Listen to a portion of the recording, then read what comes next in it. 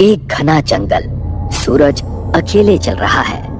उसके हाथ में टॉर्च है और वो किसी की बात की परवाह किए बिना लगातार आगे बढ़ता जा रहा है। चलते चलते धीरे धीरे उसके पैरों की गति बढ़ने लगती है। उसे समझ नहीं आता कि ये क्या हो रहा है। धीरे धीरे उसके पैरों की गति इतनी बढ़ जाती है कि वो खुद को संभाल नहीं पाता और जमीन पर गिर जाता है। और जैसे ही वो नजर उठाकर देखता है तो सामने एक हट्टा कट्टा आदमी खड़ा था।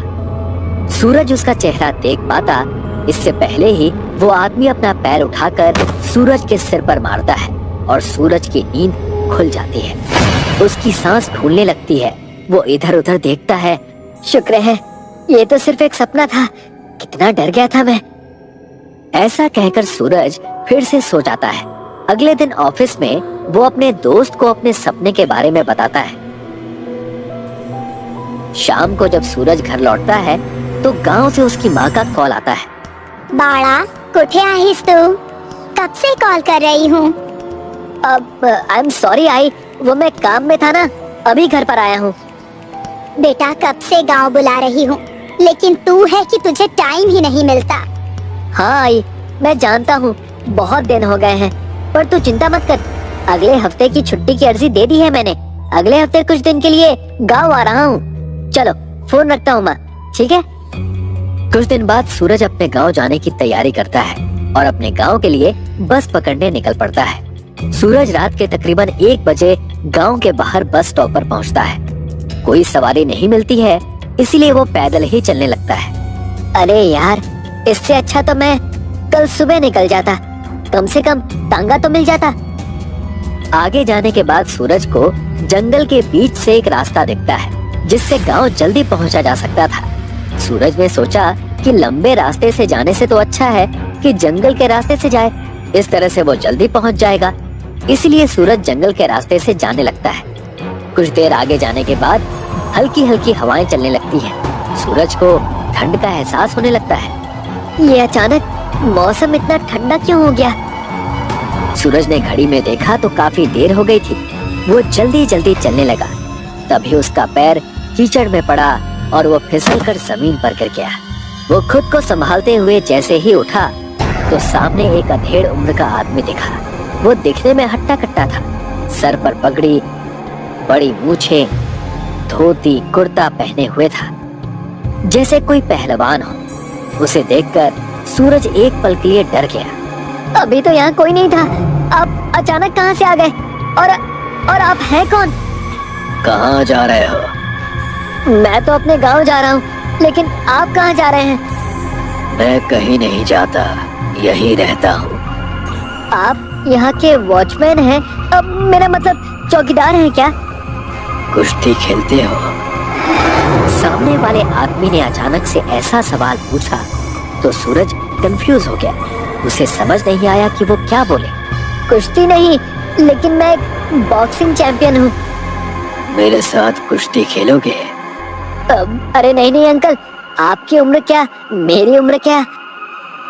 सूरज ने बात को टालते हुए आगे बढ़ना चाहा, लेकिन उस आदमी ने उसे रोक लिया। सूरज के बार बार मना करने पर उस आदमी का बर्ताव बदल गया। उसकी आंखें खून की तरह लाल होने लगी और पूरा बदन काला पड़ने लगा। उसके जिस्म पर घाव के निशान भी दिखने लगे। ये सब देखकर सूरज की चीख निकल गई। कौन हो तुम और मुझसे क्या चाहते हो? मेरे साथ कुश्ती खेलो। अगर तुम जीते तो जिंदगी भर तुम्हारा गुलाम बनूंगा, और अगर मैं जीता तो तुम्हारी जान मेरी। सूरज को कुछ समझ में नहीं आ रहा था कि वो क्या करे। उसने भागने की कोशिश की, लेकिन उसके पैर मानो जमीन में धंस गए हो। वो अपनी जगह से हिल भी नहीं पा रहा था। छोड़ दो मुझे, मैंने तुम्हारा क्या बिगाड़ा है? जाने दो मुझे। अपनी जान बचाना चाहते हो तो मैदान में आ जाओ। मैं इससे जीत तो नहीं पाऊंगा। इससे बचने के लिए कोई और रास्ता अपनाना होगा, नहीं तो ये मुझे नहीं छोड़ेगा। मैं तुमसे कुश्ती करने के लिए तैयार हूँ, लेकिन मेरी एक आखिरी इच्छा है। अगर तुम मेरी ये इच्छा पूरी कर दो तो मैं वादा करता हूँ कि मैं तुम्हारे साथ कुश्ती करूंगा। कौन सी इच्छा? मैं आखिरी बार अपनी माँ से मिलना चाहता हूँ। वो मेरी राह देख रही है। उससे मिलने के बाद तुम जब मुझे बुलाओगे मैं आ जाऊंगा। और अगर तुम नहीं आए तो? मैंने तुमसे वादा किया है, मैं जरूर आऊंगा। ठीक है, लेकिन अगर तुम नहीं आए और अगर अपना वादा तोड़ा तो मैं तुम्हारे साथ तुम्हारे पूरे परिवार को खत्म कर दूंगा। नहीं नहीं, मैं जरूर आऊंगा। ठीक है, 5 दिन बाद अमावस की रात है। तुम रात 12 बजे आ जाना। तब तक मैं तुम्हारी राह देखूंगा। याद रहे, तुम्हें वापस आना है। भूत ने सूरज को छोड़ दिया। सूरज दौड़ते हुए अपने घर गया और अपनी माँ से मिला। सूरज की ये हालत देखकर उसकी माँ घबरा गई। सूरज, क्या हुआ बेटा?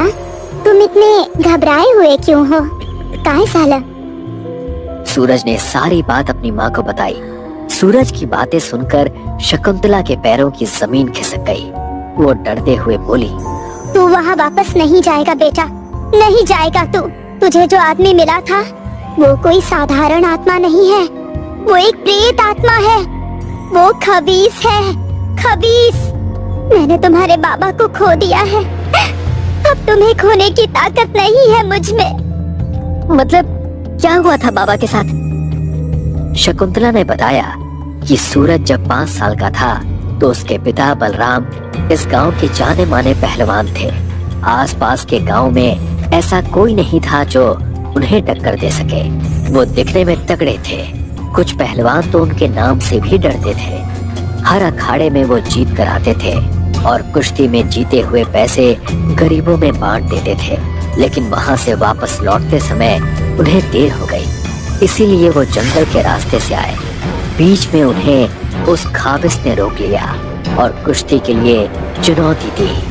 क्यों पहलवान, कुश्ती के नाम से डर गए या अपनी जान बचाने के लिए डर रहे हो? अपने सामने आती चुनौती देखकर बलराम पहलवान ने चुनौती स्वीकार कर ली और उन दोनों में कुश्ती शुरू हुई। खाबिस से कुश्ती यानी अपनी मौत को आमंत्रण देना। खाबिस को हराना कोई आसान बात नहीं थी, लेकिन उसके बाबा बचपन से जिद्दी थे। उन्हें कुश्ती में हारना मंजूर नहीं था। बहुत देर तक कुश्ती चलने के बाद आखिर में बलराम पहलवान जीत गया। शर्त के मुताबिक अब खाबिस को बलराम पहलवान का गुलाम बनकर रहना था, लेकिन खाबिस ने उन्हें एक चुनौती दी। कुश्ती तो तुम जीत गए हो, लेकिन जब तक तुम अपने घर नहीं पहुंच जाते तब तक मैं आजाद हूँ। घर जाते वक्त अगर तुमने पीछे मुड़कर देखा तो मैं तुम्हारी जान ले लूंगा। बलराम पहलवान ने उसकी बात स्वीकार की और घर की ओर निकल गए। रास्ते में खाबिस ने उन्हें परेशान किया ताकि वो पीछे मुड़कर देख सके, लेकिन बलराम पहलवान अपनी बात पर अड़े रहे और वो घर की चौखट तक आ भी गए थे। लेकिन तभी खाबिस ने अपना आखिरी दांव खेला। उसने सूरज के रोने की आवाज में बलराम पहलवान को आवाज लगाई।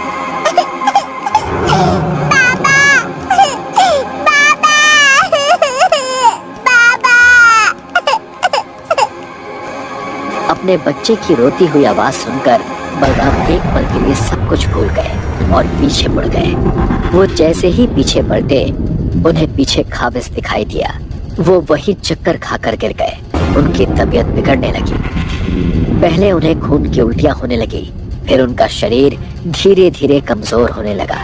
उन्होंने बिस्तर पकड़ लिया। 2 दिन बाद उनका शरीर काला पड़ने लगा, सड़ने लगा। उनके शरीर पर घाव बनने लगे। मौत की आखिरी रात उन्होंने सूरज की माँ को पूरी बात बताई कि ऐसा क्यों हो रहा है, और अगली सुबह वो इस दुनिया को छोड़कर चले गए। तुम्हारे बाबा को ले जा चुका है वो।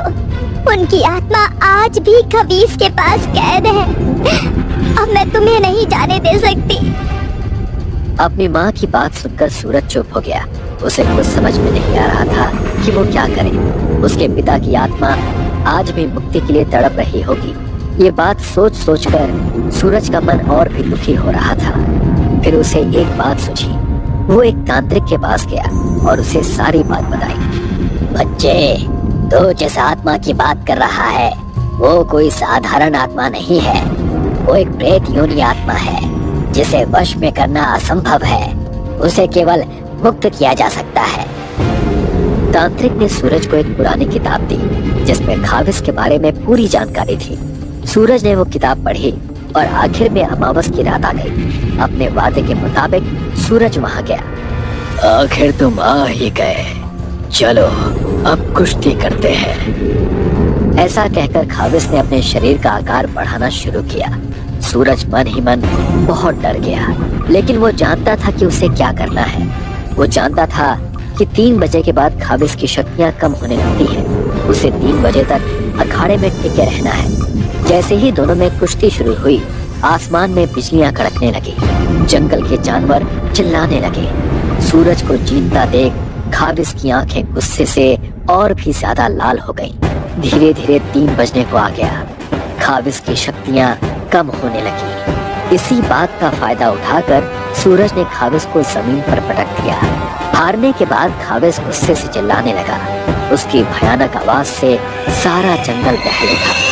सब शांत होने के बाद खाविस ने सूरज से अपनी इच्छा बताने को कहा। मेरी ये इच्छा है कि तुम इस प्रेत योनि से मुक्त हो जाओ और अपनी मुक्ति की ओर प्रस्थान करो। अगले ही पल खाविस का शरीर राख में तब्दील होने लगा और उसके साथ ही वो सारी आत्माएं मुक्त होने लगी जिन्हें खाविस ने बंदी बनाकर रखा था, जिसमें सूरज के पिता की भी आत्मा थी।